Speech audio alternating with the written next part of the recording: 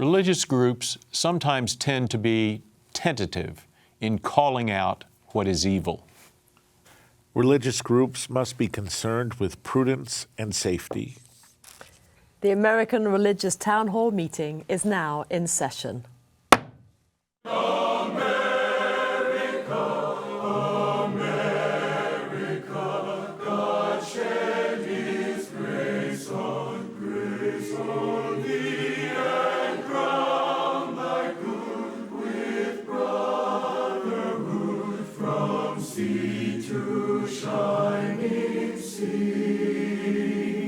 Welcome, friends, to the American Religious Town Hall meeting, where the discussion of religious, political, and social issues is meant to promote the cause of religious freedom and to help us better understand each other.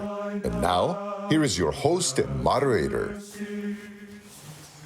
Welcome, everyone. Thank you so much for joining us today. We have an excellent conversation ahead. My name is Andrea Luxton. I am the moderator of this program and the president of Andrews University in Michigan. And I'd like our team to introduce themselves to you. I'm Bishop Michael Olson, and I serve as the Bishop of the Roman Catholic Diocese of Fort Worth, Texas. Hi, I'm Rabbi Dan Levin. I serve as Senior Rabbi at Temple Bethel in Boca Raton, Florida. Hi, I'm Tom Plumbley. I am the Senior Minister at First Christian Church, Fort Worth, Texas. We're a part of the Christian Church Disciples of Christ. Hi, I'm Tony Matthews, and I serve in the area of missions, evangelism, and church planting for a network of churches in the state of Texas. And now to today's topic. The onset of the war in Ukraine resulted in a plethora of statements from faith organizations responding to the humanitarian crisis and pleading for peace. In making these statements, these organizations walk the fine line between care for their religious communities and abhorring clearly the evils that are happening, including naming those responsible for them. Pope Francis, for example, has come under fire by some for not going far enough in his denunciation of the aggressors.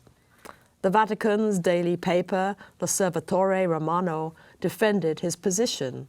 Quote, Francis has been subject of criticism from those who hoped that in his public statements he would explicitly name Vladimir Putin and Russia, as if the words of the pastor of the Universal Church should reflect the sound bites of a television news program.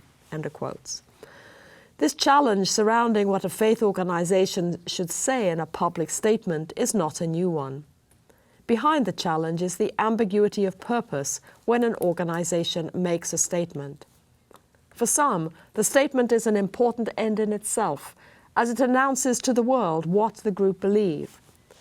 For others, it is not so much more than a gesture with action to bring solutions to the crises as the most important evidence of an organization's heart. So some would say that public condemnation of both what is wrong and who is wrong is the role of a Christian or Jewish community. Others would say that could obstruct and put at risk individuals from those communities who are closest to the conflict. With this in mind, the panel is asked to consider the following questions. Firstly, what role does a faith community have in making public statements on crises and conflicts? Is it one of support for those in need? Is it admonishing those who are breaking the moral standards of that community, or something else? Secondly, are actions more important than words in these situations? And finally, are public statements intrinsically political, whatever is said? We'll go back to those who started with their comments to see where this discussion will go today. Thank you. I believe this conversation begins in our siloed society. We need to understand the depth of division that there is and has been, and that has been cultivated in our society, and the dangers that adhere with that. I'm reminded of a statement by a scholar who has compared contemporary America to Germany of the 1920s. So he's saying that America in the 2020s is in some ways very similar to Germany in the 1920s. In that, in Germany in the 1920s, you had 10% of the population that was just ready to do whatever was necessary to further the cause of the left, the radical left. In that case, the spread of communism in those days. And on the other hand, you had 10% of the population that was willing to do anything for this radical right that was emerging in this group called the Nazis. But you had 80% of folks in the country that were just trying to get along, just trying to earn a living, just trying to be peaceful. And this scholar says that the church failed in that time to call out the evil that was going on in both sides, and became thereby a tool of the folks who ended up taking over. This scholar advocates for religious communities today in America to come together around the notions of peaceful change and learning how to get along with each other and have dialogues with each other, and that faith communities need to be at the core of that sort of effort to create within our society a new way of doing things and responding to the radicals at both ends of the spectrum. Thank you. Bishop. The premise, or at least my counterpoint, was simply religious groups must be concerned with prudence and safety. In other words, you have to call out evil, but also when we do so, to speak effectively, to make sure that we've listened first and to say it well, all right, and not just simply to choose sides for the sake of choosing sides, or for, as Tom pointed out, any sort of selfish measurement. We do have to measure twice, cut once, because especially when it comes to matters of war, because the first casualty of war is the truth. And what's for certain is that war, modern warfare and contemporary warfare always involves the obliteration of peoples and great crimes against people's dignity, as is being seen now over time. I think that we have a responsibility to listen and to promote a situation where people can listen and come to some sense of reconciliation and resolution.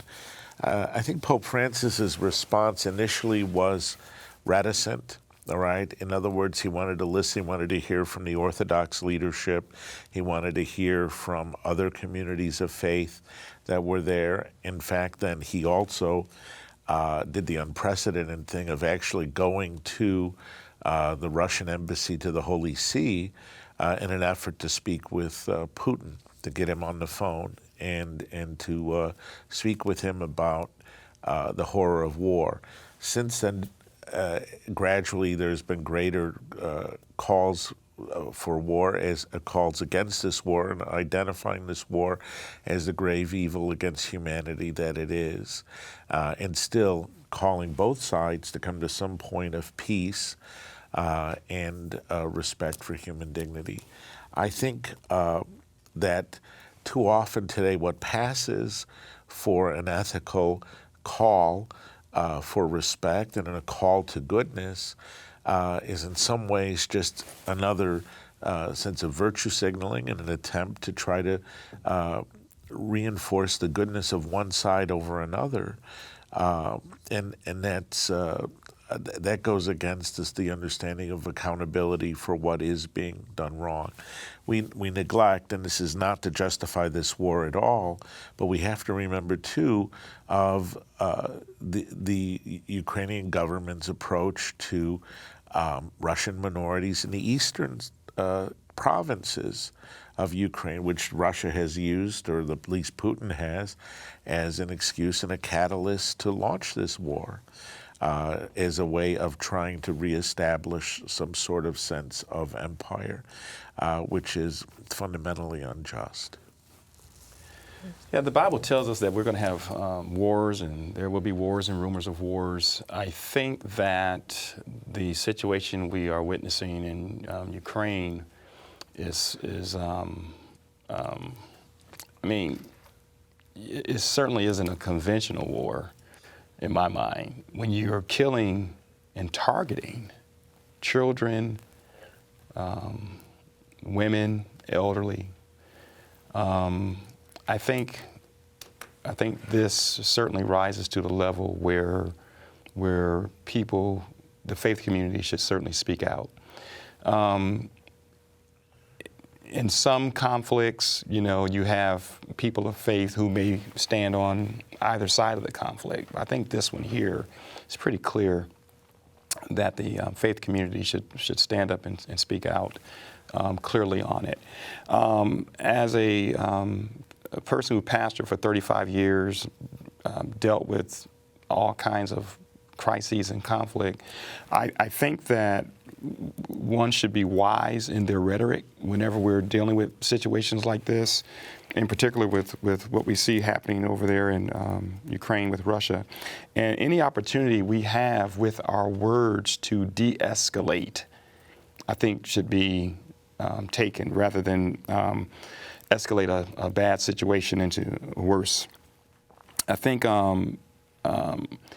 it's tough for some leaders to speak out because of the crowd. I know as a pastor, some people would like to really please the crowd, but we're not called to please the crowd. We have to follow our calling. And I think something that we see in what's happening in Russia, and again, it could be, well, the media, I don't think this is staged. I think these are just atrocities. And we have to speak out. We are mandated to. I think we need to.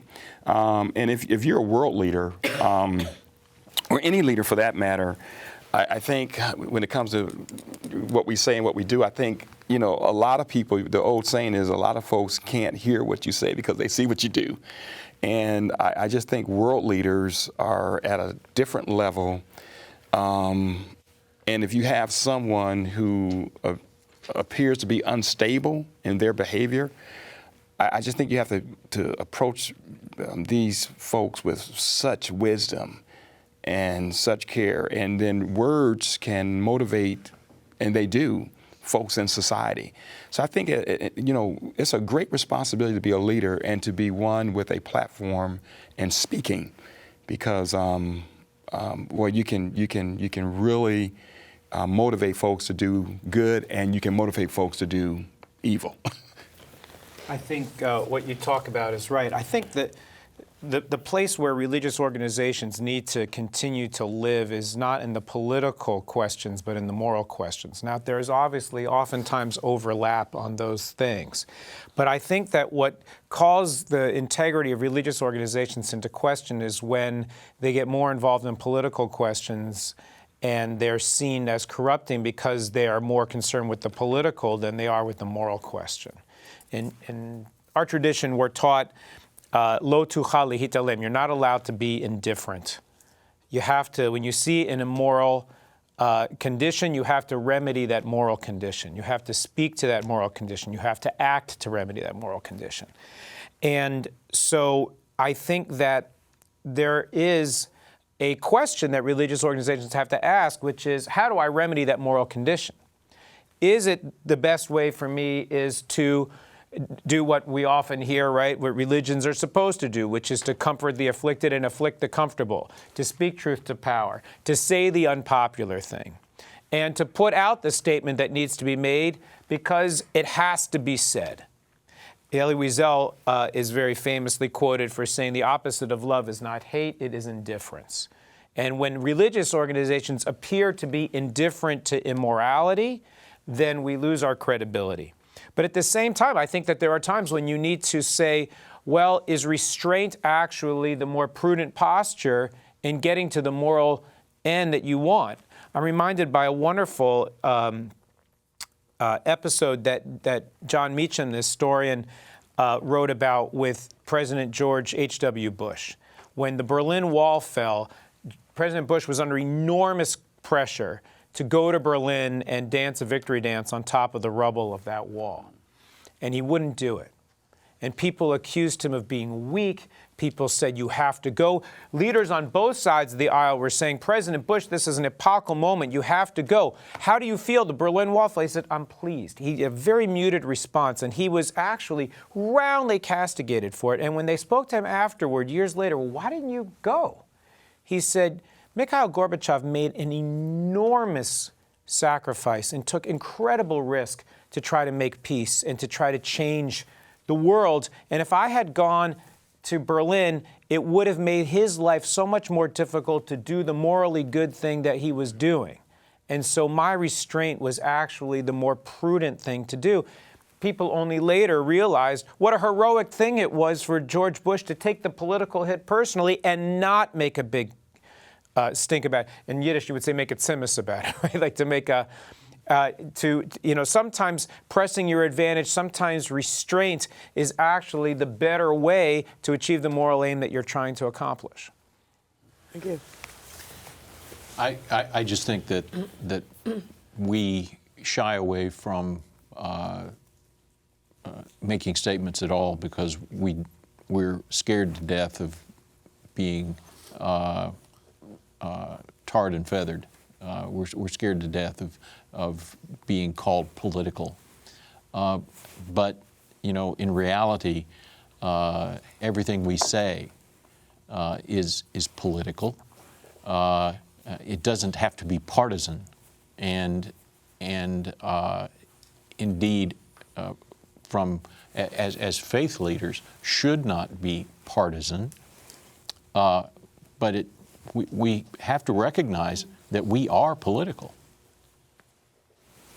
I think by the very fact that we're human beings, we're political because we have to live in a community or a polis, a city.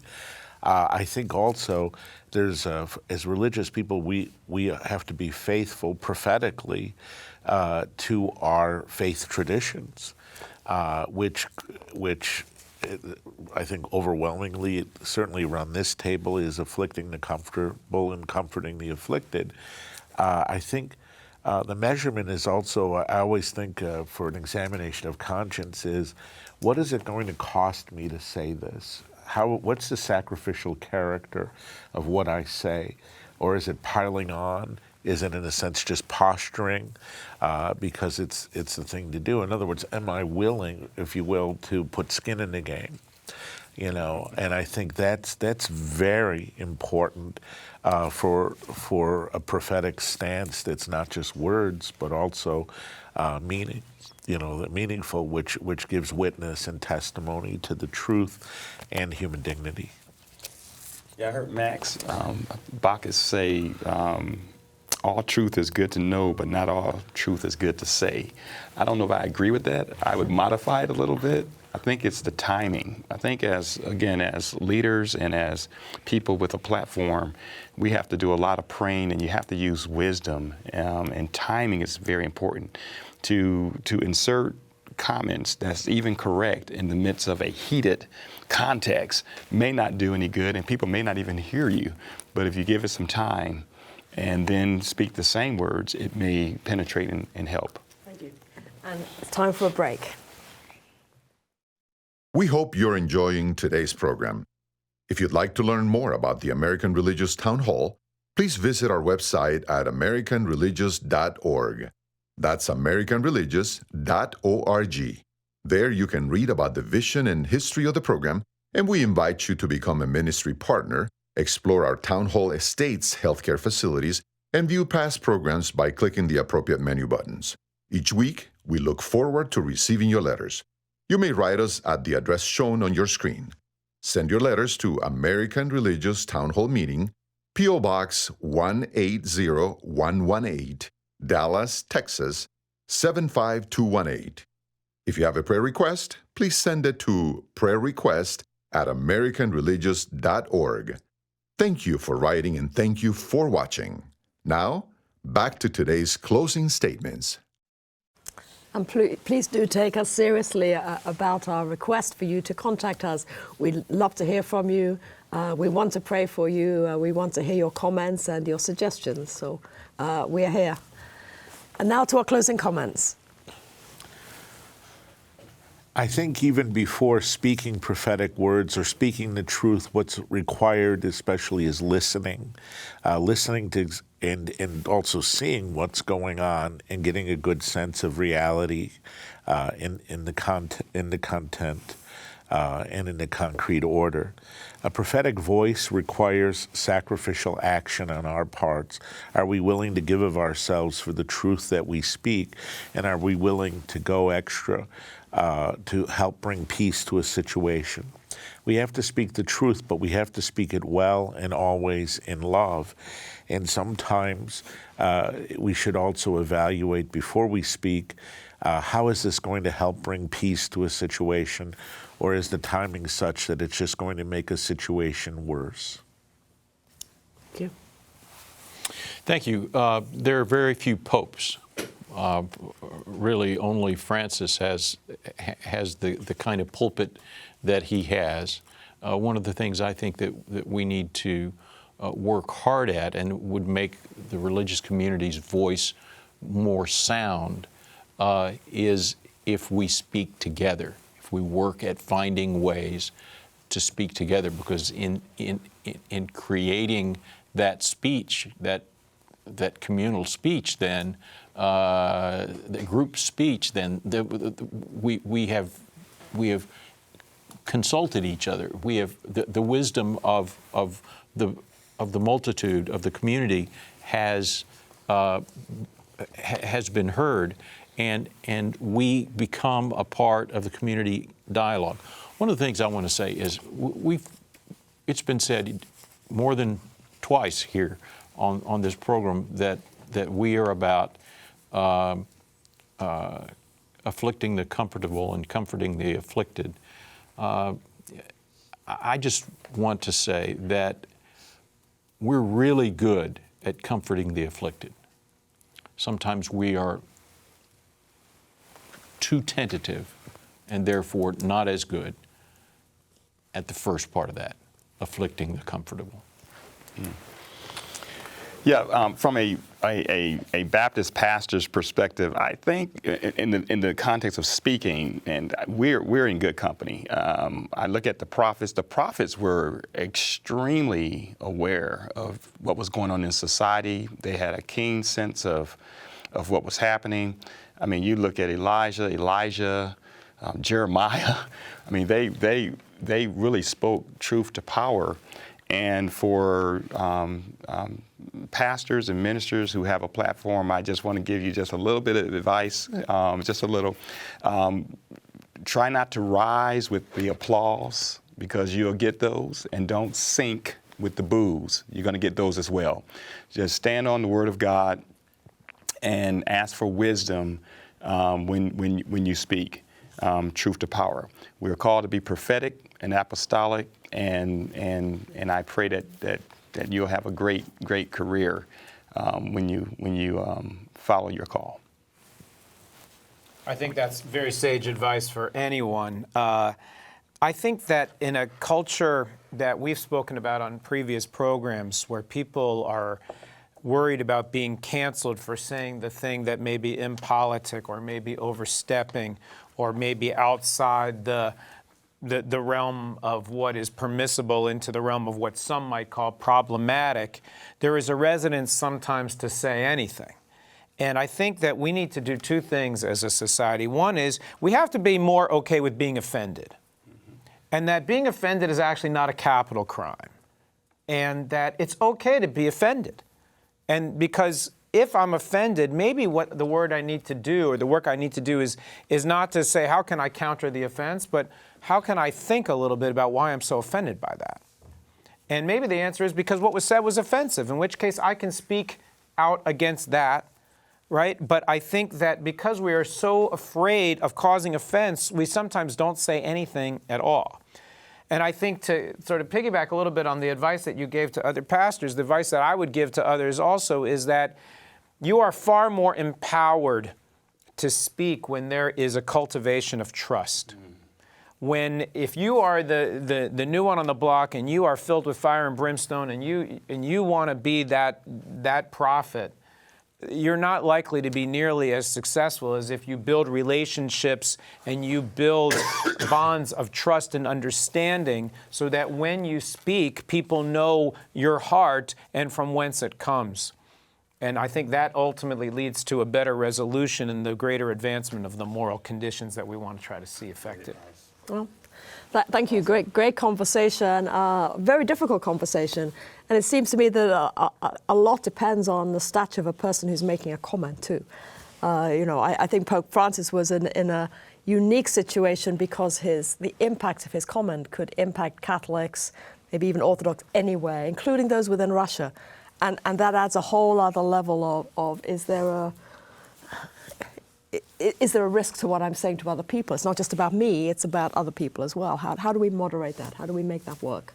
The Charter of the American Religious Town Hall provides that Roman Catholics, Protestants, Jews, educators, and others may appear on this program and can declare their beliefs without hesitancy, and the rest of the members of the panel will uphold and guarantee that American right to all who will appear, irrespective of race or creed, so that the rest of the world can see that here in America we believe in civil and religious freedom, not only in theory, but in reality. And now, friends, until next week at the same time and over the very same channel, the American Religious Town Hall meeting stands adjourned. And may the God of all of us bless all of you.